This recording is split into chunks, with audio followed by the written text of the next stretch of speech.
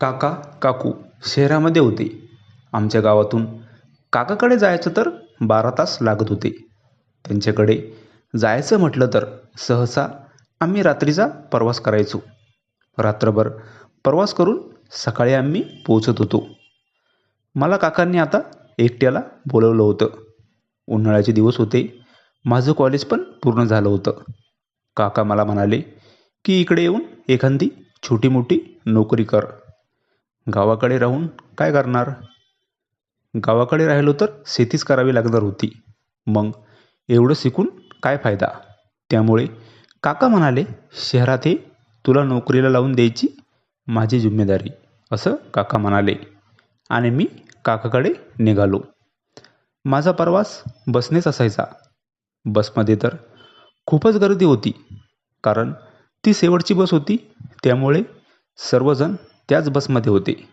मला तर जागा भेटलीच नाही. खूप लोक बसमध्ये उभेच होते. माझ्या पुढे एक मुलगी होती. तिने तिचा चेहरा बांधलेला होता. मी तिच्या मागेच उभा होतो आणि ती तर माझ्या एवढ्या जवळ होती, अगदी मला चिटकून. तिने तिच्या चेहऱ्यावरचा रुमाल काढला. तिला बघितलं तर ती एवढी सुंदर होती की काय सांगू. तिच्या कपड्यावरून वाटत होतं की ती शहरात राहणारी मुलगी, कारण तिचे कपडे खूपच छोटे होते. दिसायला तर एवढी गोरीपान होती. बस सुरू झाली आणि मला तिचा स्पर्श जाणवला. मला तर काय करावं समजेना, कारण एक तर तिचे कपडे लहान होते आणि मला तिचा मागचा स्पर्श होऊ लागला.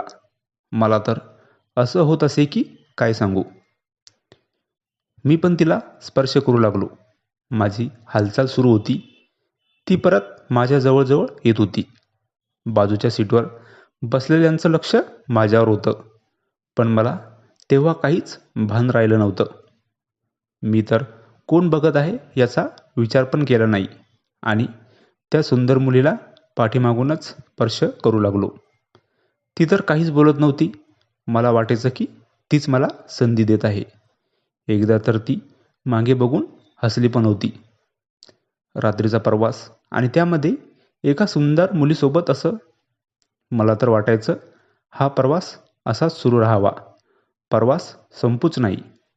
पण पुढे गेल्यावर बसमधली गर्दी कमी कमी होत गेली आणि जागा पण भेटायला लागली होती.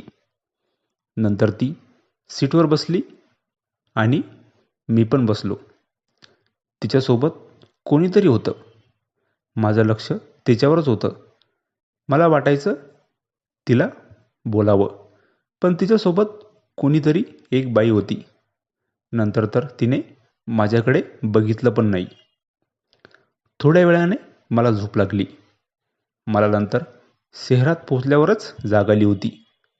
मी डोळे उघडून बघितलं तर ती मुलगी कुठेच दिसेना. ती कुठे उतरली काहीच समजलं नाही. मी तर झोपेत होतो. मला वाटलं ती शहरात उतरलेली असेल. मला वाटलं ती शहरात उतरेल, पण ती अगोदरच बसमधून उतरली होती.